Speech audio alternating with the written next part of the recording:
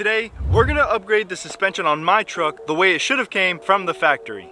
This is the sorry excuse of a bump stop that Toyota gives you from the factory. And this is the SumoSpring bump stop that we're installing today. The installation is ridiculously easy. Let's go ahead and address the front and then we'll do the rear. First things first, you're gonna wanna chalk all the wheels, make sure the truck is not going anywhere. Secondly, go ahead and get that jack that's inside the vehicle, crank that bad boy up. You wanna get enough space that you're able to take out the original bump stop and then insert the new one. Once you got the original removed, go ahead and get that SumoSpring out. Make sure to put some Loctite on there just to make sure it's nice and snug. Screw it back in and you are done. Obviously you still have to do the other side, but that's it.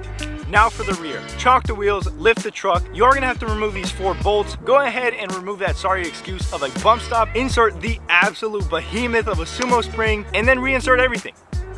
And you're done. And just like that, you have completely transformed your truck's performance. SumoSprings are the go-to. They are the best option to reduce sag, to control the sway, and to help mitigate all those nasty vibrations.